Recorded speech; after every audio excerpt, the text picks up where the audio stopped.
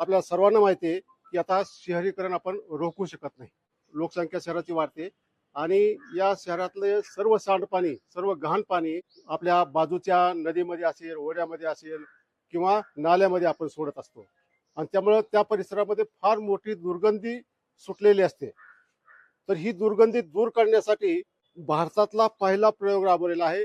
या घाण पाण्यामध्ये जर तुम्ही EM2 नावाचं सोल्युशन जर सोडलं, हे जैविक सोल्युशन आहे, तर त्या भागातली, त्या नाल्यातली दुर्गंधी अजिबात येत नाही. मी ती सर्व या नाला फिरून अनुभवलेली आहे. कुठेही तुम्हाला नाकाला रुमाल लावावा लागत नाही. माझ्या बाजूला नारायणगावचे लोकनियुक्त सरपंच आहेत. इथं 2 फार नाविन्यपूर्ण असे प्रकल्प राबवलेले आहेत. तर हे कोणते प्रकल्प आहेत आणि ते कधीपासून सुरू झालेले आहेत? जय शिवराय. जो आपल्या माग EM द्रावण प्रकल्प आहे, आमचा स्वर्गीय मित्र कैलासवासी अनिल दादाभाऊ खैरे याच्या नावाने हा प्रकल्प आपण 2021-22 पासून चालू केलेला आहे. प्रकल्प आधीच चालू होता, पण तो कमी प्रमाणात होता आणि EM द्रावणाच्या माध्यमातून नदी स्वच्छता असेल, नदीचा जे दुर्गंधीयुक्त जो वास आहे त्यासाठीचा प्रयत्न असेल. यामध्ये खर तर मंगेश भास्कर सर असतील आणि सुजित पाटे आमचे, या दोघांनी माझ्याकडे सर्वप्रथम संकल्पना मांडली होती आणि सगळ्यात पहिली सुरुवात आपण पाण्याच्या टाकीपाशी एक 3000 लिटरच्या टाकीमध्ये ते चालू केलं होतं. पण मलाही सुरुवातीला वाटलं नव्हतं, परंतु जी दुर्गंधी होती, जी अनेक गटारांमध्ये पहिलं वास यायचा, ते आम्ही सुरुवात तिथून केली की आपण त्या ड्रेनेज मध्ये ते पाणी आम्ही EMचं द्रावण आम्ही सोडत होतो. एक नक्की जाणवलं, तिथल्या सगळ्या नागरिकांनी आम्हाला सांगितलं की आता वास इथं येत नाही आणि ह्या पद्धतीने खर तर जे त्यातले जे जीवाणू आहेत ते हे सगळी घाण खायचं काम करतात आणि त्या माध्यमातून ड्रेनेजची व्यवस्था सुरळीत होते, स्वच्छ होते आणि वास यायचा दुर्गंधी पूर्णपणे बंद होते. मग एक दिवस आम्ही ते तिकडचं प्रोजेक्ट मग इथं मोठ्या प्रमाणात चालू केलं. 2 टाक्या आणल्या 3,000 लिटरच्या. तो पहिला प्रयोग छोटा होता पण सक्सेसफुल होता. त्याच्या आम्हाला लक्षात आलं की आता याच्यातून निश्चित स्वरूपात काय होऊ नाही होऊ, दुर्गंधी तर नक्की. तर भारतातील पहिली ग्रामपंचायत आहे की या ग्रामपंचायतीनं हा प्रकल्प या ठिकाणी जलशुद्धीकरण किंवा दुर्गंधी मुक्तीसाठी वापरलेला आहे. हे EM2 द्रावण तयार कसं करतो आणि नदीत कशा प्रकारे सोडतो ही मी थोडक्यात माहिती देतो. या ठिकाणी आपण साहेब 1000 लिटरचे 15 ड्रम लावलेत. आम्ही फक्त 10 ड्रम सांगायचो, पण सरपंच साहेबांनी आमच्यापेक्षा 2 पाऊल पुढे घेतले आणि 5 ड्रम वाढवून 1 ते 15 ड्रम लावले. दररोज 1000 लिटर द्रावण आपण नदीत सोडतो. त्याची प्रक्रिया आहे, आपण त्यामध्ये EM1 आणि त्यामध्ये आपण 20 किलो गुळ टाकतो. 5 ते 6 दिवसात हे द्रावण तयार होतं. दररोज 1000 लिटर आपण या नदीपात्रात सोडत आहे.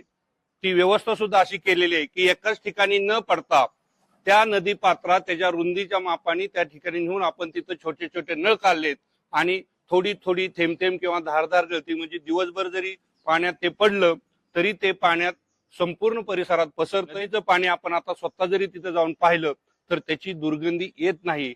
हा निकाल आहे. तो खालील शेतकऱ्यांना असेल किंवा शेजापाजारच्या गावातील जे लोक येतात, या ठिकाणी बसतात, त्यांना जाणवतं की दुर्गंधी पूर्णपणे गेलेली आहे. म्हणून माझी आपणा सर्वांना विनंती आहे की नारायणगाव ग्रामपंचायतचा आदर्श घेऊन किमान आपण आपल्या महाराष्ट्रात तरी असे प्रकल्प राबवावेत अशी मी सर्वांना विनंती करतो. EMची एक बाटली मिळते ना? हा, EM1 कुठे मिळते आणि काय किंमत असते? कुठे मिळते तशी ती किंमत MRPच्या बेसिसवर गेले 900 रुपये, परंतु होलसेल रेट मध्ये ती 500 ते 600 रुपये दरम्यान कुठेही भारतामध्ये मिळते. 1 लिटरची बाटली 1000 लिटरची टाकी आहे. त्या 1000 लिटरच्या टाकीमध्ये EM किती टाकायचं? 1000 लिटर मध्ये आपण 5 लिटर विरजन म्हणून EM1 टाकतो.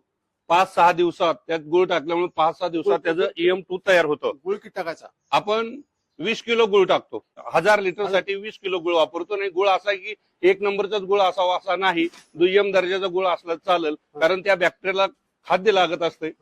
हे अशा प्रकारचं EM1 मॅपलचं कल्चर आहे. हे कल्चर आता सध्या भारतात सगळीकडे मिळतंय. शाश्वत फार्मिंग फाउंडेशननं सुद्धा हे डेव्हलप केलेलं आहे.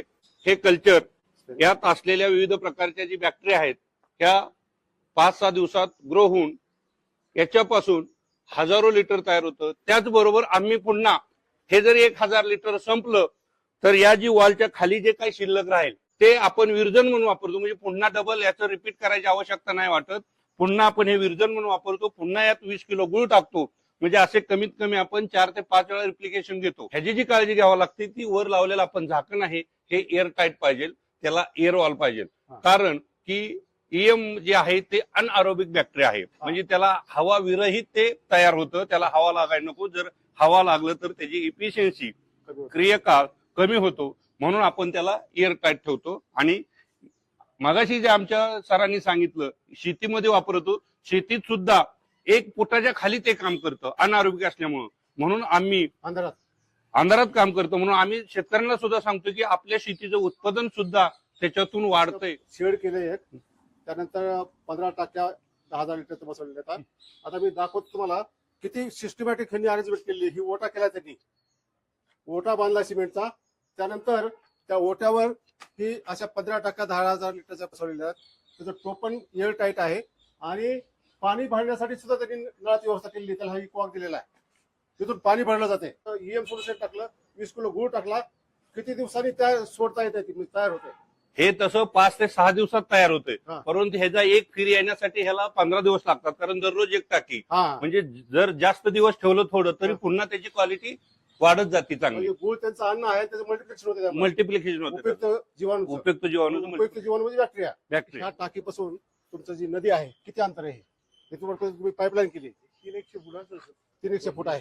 आपण या ठिकाणी फिल्टर सुद्धा लावलेला आहे, कारण की गुळामध्ये किंवा त्या टाकीमध्ये कुठला जरी केर कचरा पालापाचोळा असेल तर पुन्हा पुढे जाऊन चाकूप होणे म्हणून या ठिकाणी आपण फिल्टर लावलेल्या फिल्टर मधून पुन्हा स्वच्छ द्रावण नदीमध्ये सोडलं जाते. ठिबक सिंचनासाठी जे फिल्टर वापरलं जातं तेच फिल्टर आहे. जसं नदी सुधारासाठी प्रकल्प आहे त्याच पद्धतीने शेतकऱ्यांना त्यांना जर बांधावर न्यायचं असेल, हा. ज्यांच्याकडे छोटी शेती आहे, हा. मग त्यांच्यासाठी ग्रामपंचायतच्या माध्यमातून हे एक कनेक्शन काढलेलं आहे. इथं हा. आपण 5 लिटर 10 लिटर मध्ये हे द्रावण देऊ शकतो. शेतकऱ्याला पण दिलं. शेतकऱ्यांना सुद्धा इथनं देण्याची आहे, किंवा पण ज्या त्याच्या- गृहिणी आहेत हा. घरामध्ये त्यांना जर टॉयलेट क्लिनर म्हणून जर त्यांना वापरायचं असेल तर हा. ईएम द्रावण इथून सुद्धा त्यांना आपल्याला देता येतं. तर भविष्यात इथं आपण आता एटीएम बसवतो आहोत, तर एटीएम मध्ये अगदी कमी रुपयामध्ये किंवा स्कॅन करून त्या व्यक्ती इथनं ते द्रावण त्यांच्या घरी घेऊन जाऊ शकतात.